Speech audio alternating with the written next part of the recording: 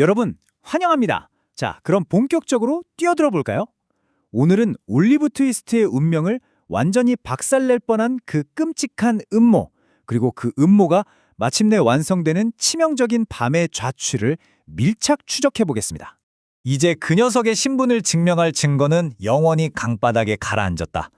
한번 상상해 보세요. 미친 듯이 쏟아지는 폭우 속에서 정체불명의 사내 몽크스가 이 말을 내뱉으면서 아주 광기 어리게 웃어제낍니다. 진짜 소름 돋지 않나요? 이 한 줄의 대사는 오늘 우리가 살펴볼 이야기의 최고 절정이자 올리버의 마지막 남은 희망 한 가닥이 무참히 끊어지는 순간을 보여줍니다. 도대체 어쩌다가 상황이 이 지경까지 오게 된 걸까요? 자, 파국이 벌어지기 전으로 테이프에 살짝 되감아서 그 시작점을 짚어보겠습니다. 모든 비극의 씨앗은 사실 아주 얄팍하고 찌질한 탐욕에서 출발합니다. 최근에 부부가 된 범블 씨와 전 코니 부인, 현 범블 부인을 한번 보시죠. 이 둘을 묶어준 건 뭐 사랑이나 로맨스? 절대 아니죠. 오직 계산적인 탐욕 하나로 뭉친 진짜 불경한 동맹입니다. 고향 구비논에서 떵떵거리며 권력을 휘두르던 이 두 사람이 더 큰 돈을 만져보겠다고 올리버의 핏줄에 얽힌 비밀을 파헤치면서 이 모든 끔찍한 거래의 판이 깔리게 된 겁니다. 여기서 우리가 딱 짚고 넘어가야 할 키워드가 하나 있습니다. 바로 레버리지, 즉 지렛대 효과죠. 범블두이는 구비논의 늙은 셀리가 죽기 직전에 털어놓은 충격적인 고백, 그리고 그 유품을 혼자서만 싹 감춰두고 있었습니다. 그러다가 올리버를 미치도록 증오하는 의문의 산의 몽스크가 딱 나타나니까 그녀는 이 비밀을 완벽한 무기로 탈바꿈시킨 거예요. 다른 사람의 비극적인 비밀을 오직 자기 주머니를 채우기 위한 레버리지로 써먹다니 정말 잔혹하기 짝이 없죠. 자, 여기서 정말 흥미로운 점은요. 올리버의 진짜 정체를 밝혀줄 유일한 마스터키, 바로 이 금목걸이가 거쳐온 기구한 여정입니다. 타임라인을 한번 쭉 따라가 볼까요? 12년 전 죽어가던 올리버의 어머니가 마지막까지 꼭 쥐고 있던 게 바로 이 목걸이였습니다. 그러다 지난 겨울 셀리 간호사가 그녀의 임종 자리에서 이걸 슬쩍 훔쳤죠. 어제는 범블 씨가 술집에서 몽크스한테 매수당하면서 밀회가 잡혔고요. 그리고 대망의 오늘 밤 폭풍우가 휘몰아치는 폐건물에서 몽크스가 드디어 이 목걸이를 손에 넣고 자정이 되자마자 미련 없이 강물에 던져버리는 겁니다. 한 아이의 정체성이 어른들의 이기심을 거치면서 어떻게 박살났는지 참 뼈저리게 느껴집니다. 이 거래가 이루어지는 무대 세팅, 와, 이건 진짜 짚고 넘어가야 합니다. 문학장치 중에 감정이입이라는 기법이 있는데요. 쉽게 말해서 날씨나 주변 환경이 그 이야기의 으스스한 분위기를 거울처럼 딱 비춰주는 걸 뜻합니다. 원작을 보면 밖에서는 거친 폭풍우가 몰아치고 시커먼 강물이 미친 듯이 소용돌이치고 있거든요. 이게 그냥 비가 오는구나 수준의 단순한 배경이 아니에요. 지금 이 낡고 스산한 건물 안에서 벌어지는 폭력적이고 파괴적인 거래 그 자체를 날씨가 완벽하게 대변해주고 있는 치밀한 장치인 겁니다. 디킨스가 묘사한 감각적인 디테일들을 한번 머릿속에 그려보세요. 금방이라도 무너질 것 같은 건물을 쩌롱쩌롱 울리는 천둥 소리, 그 사악한 뒷거래를 싹 가려주려는 듯이 폭력적으로 쏟아지는 폭우, 그리고 소용돌이치는 강물 위로 진짜 아슬아슬하게 매달려 있는 썩어가는 폐건물. 숨 막히지 않나요? 여기서 특히 소름 돋는 포인트는요. 폭풍우가 칠 때마다 극도의 공포에 질려서 얼굴이 물리적으로 일그러지는 몽크스의 모습입니다. 번개가 번쩍할 때마다 숨을 헐떡이며 뒷걸음질 치는데 이 남자가 내면의 악과 두려움에 완전히 잡아먹혀버린 진정으로 미친 사람이라는 걸 너무나 생생하게 전달해줍니다. 그리고 이건 범블 부부와 몽크스의 본질적 차이를 기가 막히게 보여주는데요. 두 그룹이 악행을 저지르는 동기 자체가 아예 다릅니다. 범블 부부는 그냥 푼돈 몇 푼에 움직이고 천둥 소리 한 번에 흥친 놀라는 비겁한 공범 수준이라면 반면에 몽크스는 어떻습니까? 그는 올리버라는 존재 자체를 세상에서 지워버리겠다는 진짜 초자연적일 정도로 깊고 순수한 증오에 미쳐있는 인간입니다.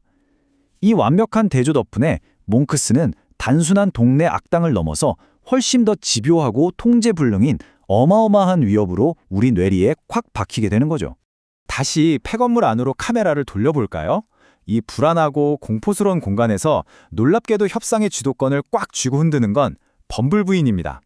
그녀는 그 광기에 찬 몽크스 앞에서도 눈 하나 깜짝 안 하고 아주 차갑게 상황을 통제해요. 비밀을 입 밖으로 꺼내기도 전에 철저하게 현찰부터 깔라고 요구하죠.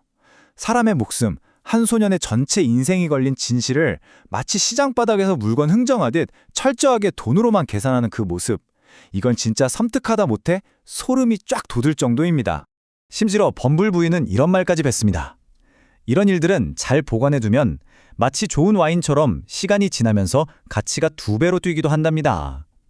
와, 정말 피도 눈물도 없는 잔인한 비유 아닌가요? 올리버가 태어나면서부터 겪은 그 참혹한 고통의 역사가 이 여자 눈에는 그저 돈 많은 사람한테 비싸게 팔아치울 훌륭한 금융자산으로밖에 안 보이는 겁니다. 남의 뼈아픈 불행을 잘 숙성된 고급 와인에 비유하다니 그 냉혹함이 진짜 핵심입니다. 자, 25. 이 건조한 숫자 하나가 의미하는 게 뭘까요? 그러니까 여기서 정말 중요한 포인트는요. 한 어린 소년의 모든 정체성, 그리고 그 아이가 마땅히 물려받았어야 할 정당한 유산이 이 어두컴컴한 골방에서 단돈 25파운드짜리 금월에 헐값으로 팔려나갔다는 사실입니다. 인간의 존엄성과 소중한 진실이 탐욕에 찌든 어른들의 주머니를 채우기 위해 얼마나 허무하게 넘겨져 버렸는지 뼈 아프게 상징하는 숫자죠. 거래가 성사되는 그 순간의 묘사는 진짜 예술입니다. 그 밀실안을 한번 상상해보세요. 낡아빠진 테이블 위로 25개의 금화가 촤르륵 쏟아지며 부딪히는 쨍그랑거리는 금속성 마찰음, 천장 도르래에 매달려서 위태롭게 흔들리며 희미한 빛을 내뿜는 랜턴, 그리고 그 좁고 불안한 불빛 아래에서 탐욕에 가득 차 머리를 바짝 맞대고 있는 3명의 공모자들. 이 촉각적이고 폐쇄적인 묘사를 통해 마치 우리도 그 밀실에 서서 숨막히는 탐욕의 공기를 고스란히 들이마시는 것 같은 기분이 듭니다. 자, 그럼 이 긴장감이 어떻게 최고조에 달하는지 볼까요? 증거를 손에 쥔 몽크스는 먼저 바닥에 숨겨진 무거운 함정문을 엽니다. 그러고는 올리버 어머니의 금목걸이를 무거운 납덩어리에 아주 단단히 묶어버리죠. 마침내 그 무거운 증거물을 발 아래에서 거칠게 흐르는 탁한 강물 속으로 가차없이 떨어뜨립니다. 마치 기계처럼 치밀하고 의도적으로 올리버의 마지막 희망을 완전히 뿌리 뽑아버리는 이 일련의 행동은 지켜보는 우리에게 극강의 서스펜스를 줍니다. 우리는 이 강렬한 극적 사건을 보면서 진실이라는 게 참 얼마나 연약한가 하는 깊이 있는 통찰을 얻게 됩니다. 한 사람의 신분, 그걸 증명할 세상 유일한 증거가 심있고 탐욕스러운 인간들의 어두운 결탁에 의해 너무나도 허무하고 쉽게 세상에서 지워질 수 있다는 걸 여실히 보여주죠. 진실이 글자 그대로 저 시커멓고 소용돌이 치는 강물에 꿀꺽 삼켜져 버리는 이 압도적인 절망감은 이번 해설을 통해 우리가 반드시 챙겨가야 할 중요한 대목입니다. 자, 유일한 물리적 증거가 거친 폭풍우 속 강바닥 깊은 곳으로 완전히 가라앉아버린 지금, 우리 올리버가 자신의 진짜 이름을 되찾고 삶을 구원받을 수 있는 희망이 과연 조금이라도 남아있을까요? 악당들의 음모가 완벽하게 성공해버린 이 칠흑 같은 어둠 속에서 가엾은 소년의 운명은 도대체 어떻게 되는 걸까요? 이 숨막히는 질문의 해답은 이어지는 해설에서 계속 파헤쳐 보겠습니다. 함께해 주셔서 감사합니다.